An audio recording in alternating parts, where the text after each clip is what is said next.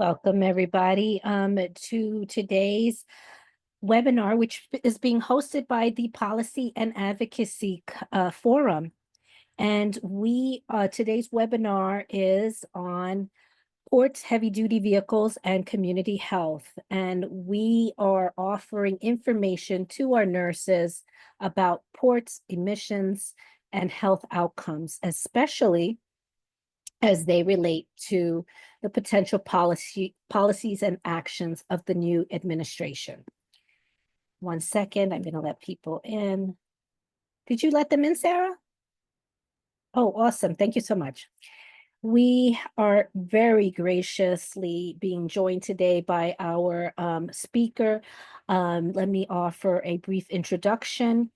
This is Regina Su, who is a senior attorney in Earth Justice's California Regional Office, where she works on the Right to Zero campaign. Regina primarily works to accelerate transportation electrification in California and nationwide.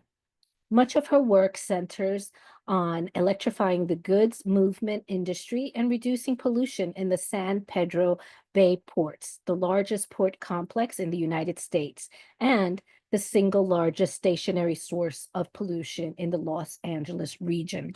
Welcome, Regina. Thank you so much for offering your expertise today. So I know that you have some slides to share. I'm going to let you go ahead and get started. Sure, and I will just pull those up now. And also just want to thank everyone for having me and to Millie and Sarah for organizing this. Can everyone see the slides? Okay, perfect. So like Millie mentioned, my name is Regina Su. I'm an attorney with Earth Justice. We're an environmental nonprofit law organization. I'm based in California and I work on our Right to Zero campaign. So I'll talk a little bit about our Right to Zero campaign, the issue of port pollution and the health impacts that communities face from the goods movement industry. And I'll talk about Earth Justice's work with our community and health partner organizations, at times with Alliance of Nurses for a Healthy Environment. Thank you for hosting me today. And the work that we do to reduce these health impacts by pushing for zero emissions. I'll also talk about our past successes and finally the strategies we're looking towards over the next several years, where we're dealing with a federal administration that is seeking to undo the progress that we've made to reduce these environmental and public health harms. So Right to Zero aims to achieve an affirmative vision, shifting our transportation sector, our buildings and industry to zero emissions, and running them all on a clean grid to address our air pollution and climate challenges. And Earth Justice began working towards this vision close to a decade ago, when very few thought that this would be possible. And now there is growing recognition that this is actually achievable. Now, cleaning up the transportation sector is a major component of this campaign, and which I focus on in my work, and specifically transforming the freight industry in Southern California so we can move our goods with zero emissions and zero regrets. So accomplishing this requires the cleanup of our ports and other freight hubs. Again, geographically, my focus is in California, but Earth Justice works in many different regions, and we have attorneys fighting port pollution across the country. So I will have a lean towards California based on my work, and also New York, New Jersey, because those areas have the largest ports in the country. But of course, port pollution impacts many different communities, and we do have a growing presence in certain regions like the Midwest and the Gulf, for example. So first, some background on the need to clean up transportation pollution so everyone, especially communities living near freight hubs, can breathe clean air and lead healthy lives. So heavy-duty trucks are only 10% of all vehicles on the road in the United States, but they emit a disproportionate amount of pollution, including 45% of nitrogen oxide pollution and 57% of particulate matter pollution attributable to the transportation sector. And if we look at New York, for example, trucks emit 52% of all nitrogen oxide pollution and 45% of all PM 2.5 or fine particulate matter pollution from the transportation sector. In California, we're looking at the transportation sector broadly with these statistics. The sector is responsible for nearly 80% of nitrogen oxide pollution and 90% of cancer-causing diesel particulate matter pollution. So you can see transportation is a huge part of our pollution problem. And there's been a lot of work to clean up heavy duty trucks because of their disproportionate impact on pollution. But the transportation sector is made up of much more than just heavy duty trucks and passenger cars. A staggering amount of emissions from the transportation sector is also emitted from all the sources that are responsible for moving our goods. So let's talk about what makes up this goods movement or freight industry. There are many different modes of transportation operating at our ports and all along the supply chain to bring us the goods in our stores and to make sure our online packages, for example, arrive at our doorstep. So as you can see from this slide, we do have seaside operations at our ports where we have the large ships bringing in containers from overseas to our ports in the United States. And there are also small boats like tugboats and barges that guide those ships and bring them to dock at our ports. And landside, the goods movement industry starts at the ports with large cargo handling equipment like cranes, forklifts, top picks, a lot of really heavy duty equipment that's needed to take those containers off of the ships and load them onto locomotives and trains, and of course, heavy duty trucks. And those containers then travel by rail or heavy duty trucks along freight corridors and major highways and train tracks that cut through communities and to warehouses that are increasingly being sited in certain communities. And all of these sources that are operating at our ports and these other freight hubs and along our freight corridors emit a lot of pollution. So unfortunately, a lot of this equipment still runs on dirty diesel fuel and they emit diesel exhaust. So our ships, those trucks, cargo handling equipment, rail, all of that still mostly runs on diesel fuel. And you all as health professionals may already know, and probably do know with the patients that you see that the diesel exhaust from all of these sources have devastating health impacts. Diesel exhaust contains more than 40 toxic chemicals, and it is a hazard and hazardous air pollutants. And emissions from these diesel engines are estimated to be responsible for about 70% of known cancer risk attributable to toxic air contaminants in California. Diesel exhaust also contains solid particles called diesel particulate matter, and that comprises about 8% of outdoor fine particulate matter, or PM 2.5 in California. And particle pollution is made of very small particles that can be 1/10 the diameter of a strand of human hair or even smaller. And these particles themselves are invisible. But when particle pollution levels are really high, you can see it in the air because the air becomes really hazy and thick. And breathing in high levels of particle pollution, even for a short period of time, can cause irritation to the lungs, eyes, nose, and throat. And long-term exposure to diesel exhaust can aggravate respiratory symptoms and asthma, and is known to cause severe health effects, such as increased risk of certain cancers, heart disease, and premature death. And in the United States, more than 20,000 people die prematurely every year because of diesel pollution. So our major ports emit a lot of pollution. Southern California is home to the largest port complex in the entire nation, the San Pedro Bay ports, made up of the ports of Los Angeles and Long Beach. And as Millie mentioned, the two ports combined are the largest stationary source of pollution in the LA region, which is already the most ozone polluted region in the entire country. And you can see from this slide just the sheer amount of pollution from port operations. In 2023, for example, port operations were responsible for 23 tons of ozone-forming nitrogen oxides emissions per day and 0.5 tons of fine particulate matter pollution daily. And port pollution, of course, plagues many different regions. In 2023, the ports of New York and New Jersey emitted 4,624 tons of nitrogen oxide pollution and 111 tons of fine particulate matter, PM2.5. And there's been a freight industry boom in many regions across the United States that's led to expansion of our ports, large warehouse developments, increased truck traffic, and high concentrations of harmful air pollution around communities who live near these sites. And in the past 3 decades, pollution associated with freight delivery has increased by more than 50% because of the increased demand. And we're seeing the effect of this pollution on communities living by our ports, rail yards, and warehouses.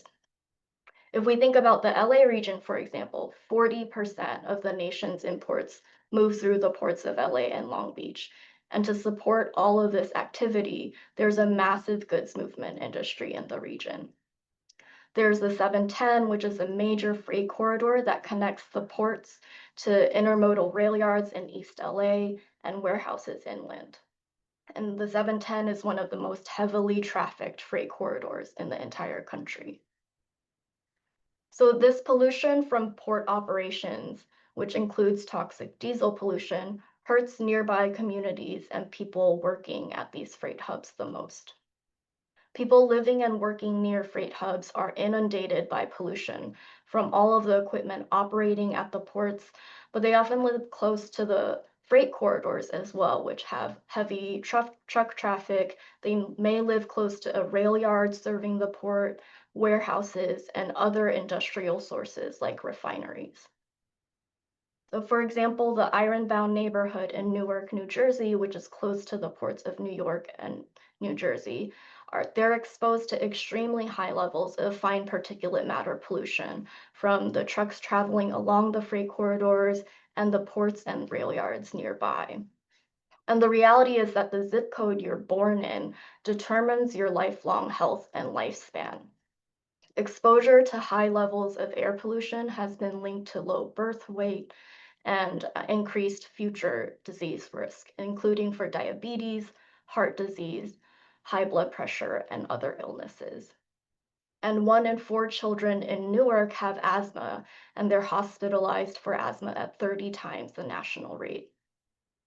A study from the International Council for Clean Transportation and George Washington University last year showed that communities living near warehouses across the country are exposed to 20% more nitrogen dioxide pollution than in areas upwind of those warehouses.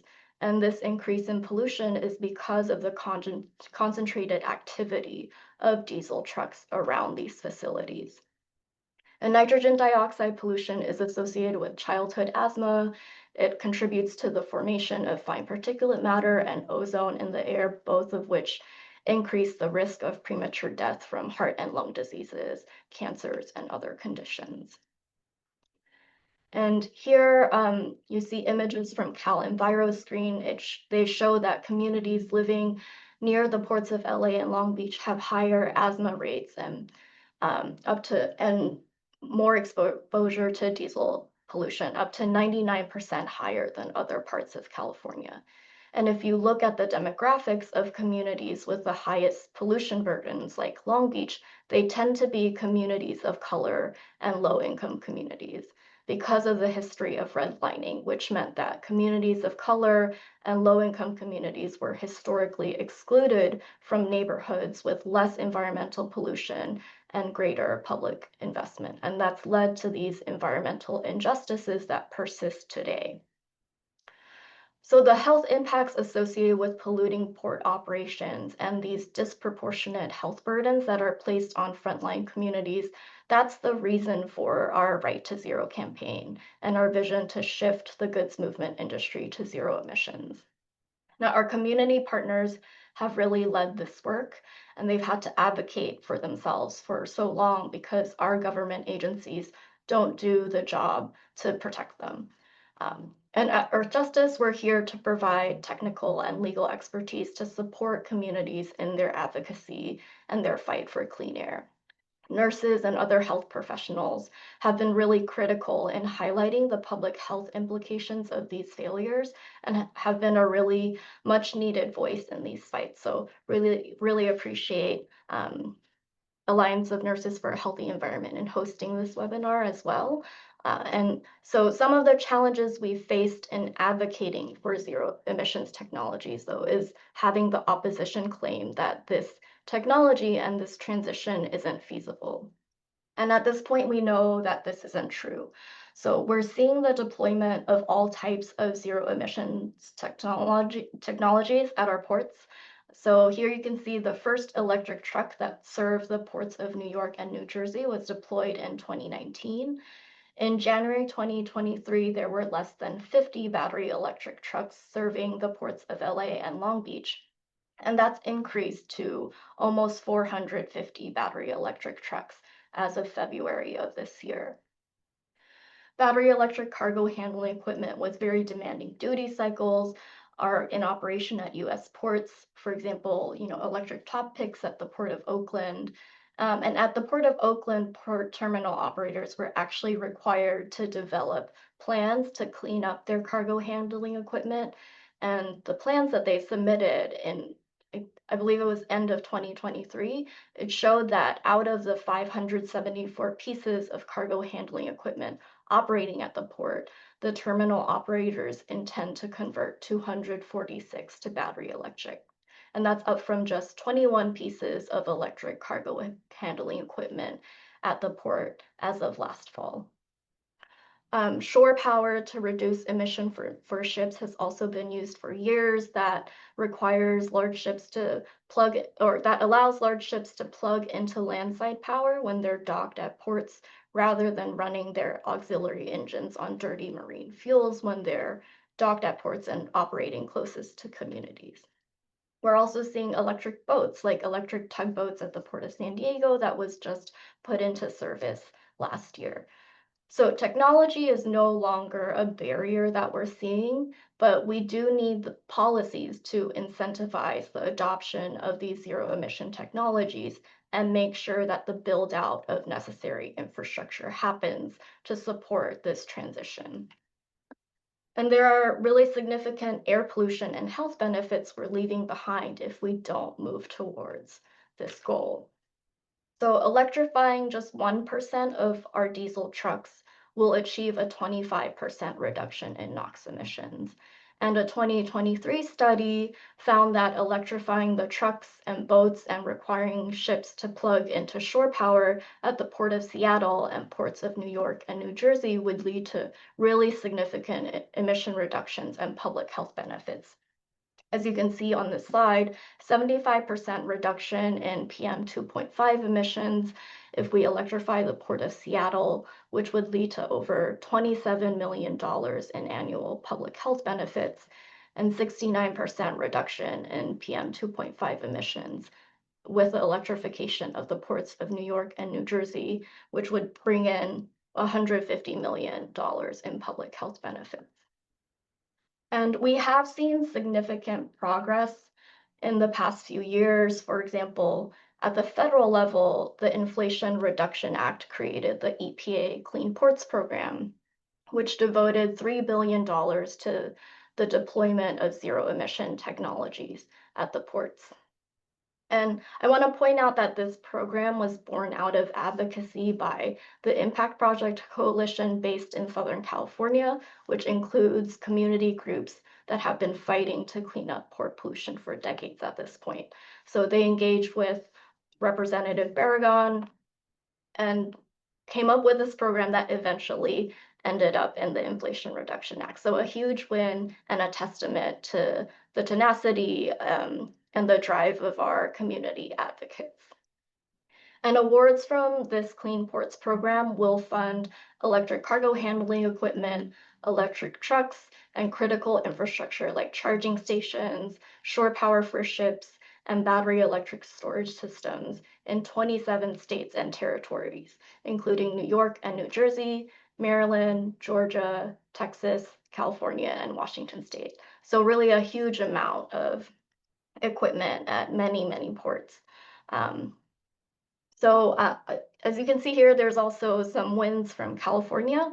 And I'll just note that the seeds of Earth Justice's Right to Zero campaign were first planted in California years ago because California has unique authority under the Federal Clean Air Act to adopt its own mobile source emission standards. And the state has done so for decades, right? And in the past few years, we've been able to get some really critical life-saving zero emissions regulations on the books that will catalyze the transition to zero emission trucks, electrify our boats at ports, and require ships to plug into shore power or reduce emissions when they're docked and reduce those emissions when they're operating closest to communities. Once California adopts these rules, other states can adopt them as well. So California's rules are more stringent than the federal standards. But the issue is to enforce these rules, California has to receive a waiver from the US Environmental Protection Agency. And as you may have seen in the news, the current administration is attacking these waivers, trying to undo the ones that have already been granted, and some politicians are trying to strip California of this regulatory authority altogether. We're not backing down on California's mobile source standards. California did have plans to issue or work on additional regulations, for example, a zero emission cargo handling equipment rule, and we're going to continue to push on those because we do need further emission reductions from many of these sources. That said, a lot of the progress that I just talked about is in jeopardy right now with the current administration. So the impossibility of getting waivers for new California regulations, the loss of these federal funding opportunities, and the support that we've seen for zero emissions that would rectify these environmental injustices that we see. But I'm here to provide some hope and a path forward as well. With this changed landscape, we're seeing a lot of opportunities for advocacy at the state and local levels. And one important strategy is indirect source regulations. So this is a regulatory tool that we were advocating for before this change in administration, and one that's even more important now when we're seeing little federal support or cooperation for policies that will catalyze zero emissions. So first I'll talk about what an indirect source is because that doesn't mean much, just those that term. So an indirect source is essentially a pollution hotspot. The Federal Clean Air Act defines indirect source as a facility, building, structure, installation, real property, road, or highway, which attracts or may attract mobile sources of pollution. So it doesn't really fit neatly into what we generally think of as sources of pollution, like power plants, which are stationary sources or sources at a fixed point that emit a lot of pollution. Um, Mobile sources, which are sources that move and have tailpipe emissions, such as cars, trucks, planes, and ships. But as the definition suggests, indirect sources are sources that create air pollution because they attract mobile sources. So these sites, they don't emit pollution in and of themselves, but they have indirect emissions because of the mobile sources that travel to and from them, and they become pollution hotspots because of the concentration of pollution from all the freight equipment we talked about. So as you can imagine, this includes freight hubs like marine ports, rail yards, and warehouses. Um, Now, who can control indirect sources? Generally, air pollution control is considered as part of state and local governments' traditional police powers, and that includes the power to protect the health of citizens.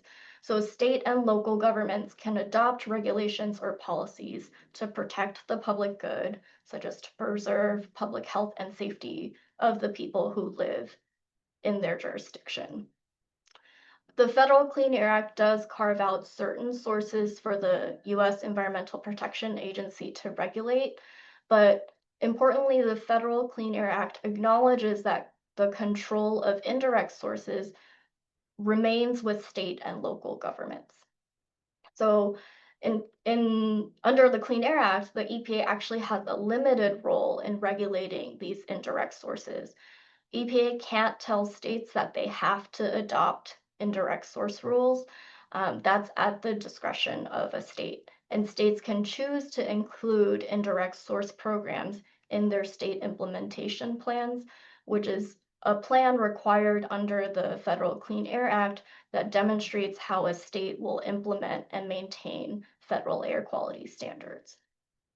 So if we think back to the definition of indirect source, um, these regulations are focused on cleaning up sites, which can include cleaning up mobile sources, but they're not mobile source regulations and they're not subject to preemption under the Clean Air Act and don't require a waiver from EPA. So indirect source rules as a regulatory tool has not been used too frequently, but there are examples in California and across the country. So this slide shows a bunch of different indirect source rules in California at the local level. But as you can see from the brief summaries here, many of them really just require a permit or a fee for any projects of a certain size. The San Joaquin Air Pollution Control District's indirect source rule was adopted in 2005, and that one does set emission targets and requires a certain percentage of emission reductions for nitrogen oxides and particulate matter for construction and operational phases. But indirect source rules in other parts of the country and mostly the other ones in California, they tend to just require a permit or a fee for facilities of a certain size. So it doesn't really directly reduce emissions. But indirect source rules can be very effective in cleaning up pollutions if they ensure that land uses or these sites are built in a way that reduces or even eliminates emissions caused by the mobile sources that are attracted to these facilities. So I'll do a deeper dive into this LA warehouse indirect source rule. It was adopted in 2021 by our local air district, the South Coast Air Quality Management District, and it's the most comprehensive indirect source rule that's been adopted to date. And this rule was adopted in response to the proliferation of warehouses throughout the LA region, the lack of regulation for this polluting industry, and the increase in warehouse pollution that was hindering the region from meeting state and federal air quality standards. So under this rule, warehouses have to earn a certain number of points every year. And the rule is limited to large warehouses, 100,000 square feet or more. And to determine the number of points that a warehouse has to earn, they look at the number of truck trips that are to and from a facility. And that's used as a proxy to figure out how much pollution this warehouse causes. And to earn points, warehouses have to choose from a menu of compliance options and take those actions. So there are over 30 different options, and that's from, just if a zero emission truck visits the facility, if they purchase a zero emission truck, purchase a zero emission yard truck, or have a zero emission yard truck operating on site. It could also be installing charging infrastructure or solar panels, or installing air filters at schools, nearby residences, or hospitals. Warehouse operators can also pay a mitigation fee to earn points, and those funds go towards emission reduction projects in the area where the warehouse is sited. And they can even come up with their own custom plan if there are options they want to, if there is some type of action they want to take that isn't on the menu.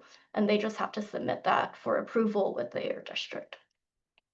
There's also a reporting requirement which requires the warehouses to provide information on their operations, including the number of truck trips to and from the facilities.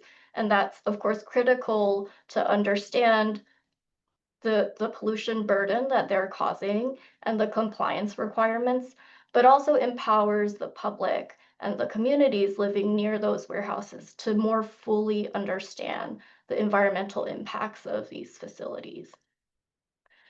And we're seeing that with this warehouse indirect source rule in LA, there are real tangible health benefits. Warehouses are actually taking actions to reduce their emissions. For example, one warehouse operator's plan to comply with the rule shows that they're electrifying their truck fleet at warehouse facilities, starting with 38 battery electric trucks, and they plan to have 396 electric trucks by 2026. And to support this electrification, they're also building the largest truck charging station in the region, installing 96 charging ports capable of charging, I believe, up to 80 electric trucks at a time. We're also seeing warehouses buying and using electric yard trucks, installing solar panels, and with just the truck visits from cleaner trucks, the use of solar panels, and the use of zero emission yard trucks because of this rule, the region saw 0.86 tons per day in NOx emission reductions in 2023. And with the mitigation fee, we're seeing about $15 million in revenue each year that will be used to incentivize zero emission trucks, charging stations, and infrastructure in communities living near warehouses. And so far, the Air District has collected $54.1 million from warehouse operators, and the fees collected actually only account for less than 5% of the actions that warehouses are taking. So the majority of the points earned are through actual investments in clean technologies. So as we've seen with this rule, indirect source rules can be a really potent tool. It's not the only tool we need. Again, we're still going to push for those mobile source regulations wherever we can, but in a time of uncertainty, it's one that's really critical. Now, in the strategies that we advocate for, a common issue we see from polluters and industry opposition is that they will argue that indirect source rules are illegal. And the primary issue they've raised is the issue of federal preemption. And they feel that federal law prohibits these indirect source rules, mainly the Clean Air Act and some other federal laws like the Federal Aviation Administration Authorization Act and Airline Deregulation Act, where they claim that these local and state indirect source rules are preempted by federal law. But importantly, in California, we've won these challenges. So Earthjustice represented our partners in defending the San Joaquin Valley indirect source rule and the LA warehouse indirect source rule, and courts have repeatedly rejected these claims that these federal laws and our Constitution prevent our air agencies from protecting us from this harmful pollution. So the LA warehouse rule in December 2023, a federal district court upheld that rule and rejected all of industry's claims. And this LA warehouse rule has been serving as a model indirect source rule that other regions are now thinking of pursuing. So we're working on bringing indirect source rules to other regions. So in New York, there are legislative efforts at both the city and state level that are pending. So New York City is in the process of studying what a warehouse indirect source rule would look like, and that legislation would direct the city Department of Environmental Protection to promulgate a warehouse indirect source rule. It also authorizes the Department of Environmental Protection to consider different types of indirect source rules. So, it could be ports, other indirect sources like airports even. At this time, though, the New York City legislation would only direct the Department of Environmental Protection to adopt an indirect source rule for warehouses. It's likely there will be some amendments, but the New York City Council is in the process of considering this bill in hearings. And at the state, last year, the Clean Deliveries Act was passed in the Senate. This legislative session, another indirect source bill has been introduced, and it's similar to the New York City legislation, but more detailed. It would require the New York Department of Environmental Conservation to adopt an indirect source review program for warehouses within 18 months. I mentioned the LA warehouse rule has been serving as a model indirect source rule. So this New York state legislation would would require the Department of Environmental Conservation to adopt a rule similar to that LA rule. So using a point system and various menu options for warehouses to earn points.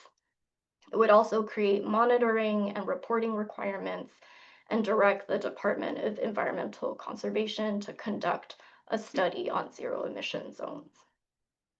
In New Jersey, there's been an indirect source bill that's been introduced as well, and this bill would require the New Jersey Department of Environmental Protection to establish an indirect source review program for warehouses within 12 months. This program would require warehouse owners and operators to apply for an indirect source air pollution permit. So that's an additional element that the LA rule doesn't have. But in addition to the permit requirement, there would be an annual points compliance obligation, so similar to the LA warehouse rule. It does have, the bill would proposes some additional options for earning points. So this could be, creating a bicycle or electric vehicle share program, replacing appliances and equipment at warehouses or buildings within half a mile of the facility.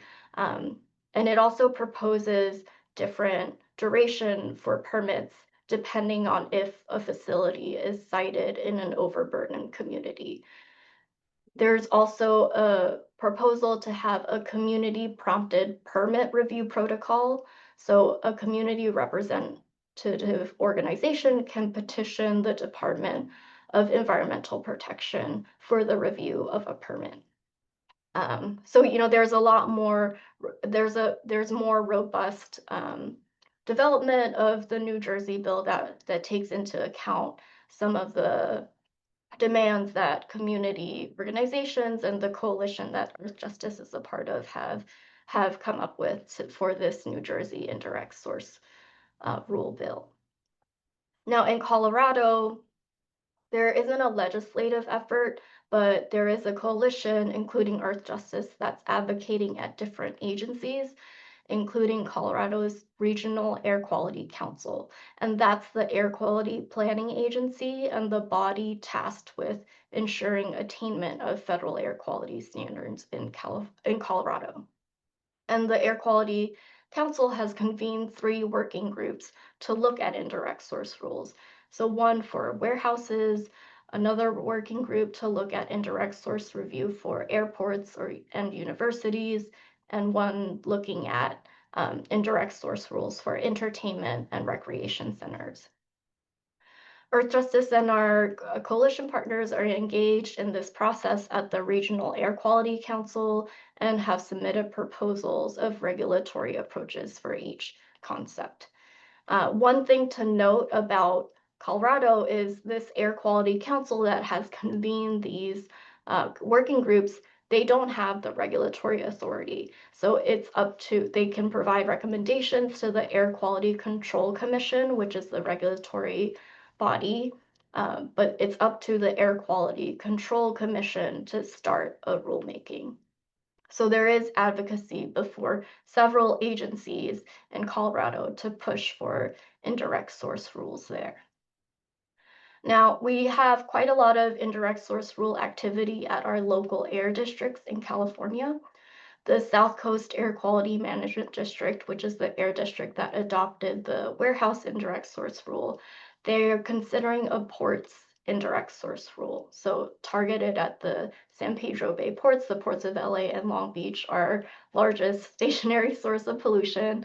That's been in development for a couple of years now. There's a lot of industry opposition and opposition from the ports, which has led to delay, but also weakening. So the current proposed rule is really only focused on requiring infrastructure plans from the ports, and there's no emission reduction targets tied to it right now. We're continuing to push and engage with the agency to make sure that there are actual emission reduction targets and protections for communities impacted by port pollution.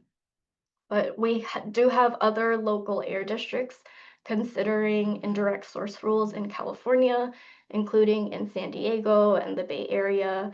The San Diego Air Pollution Control District convened a warehouse working group to look at a potential warehouse indirect source rule in San Diego.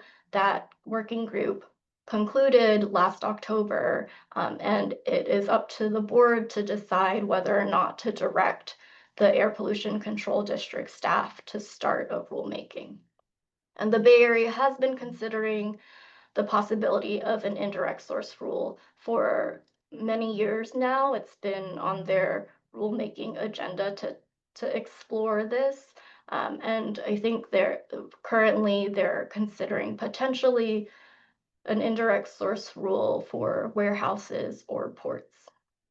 And in addition, at the state level, Earth Justice is sponsoring a bill in California, AB 914, called the Pollution Hotspot Solutions Act, that would clarify our state air agency's authority to adopt indirect source rules. So currently, California law doesn't expressly grant the state air agency, the California Air Resources Board, to adopt and enforce indirect source rules. But there are specific provisions in California law that direct local air districts to do that. Sorry.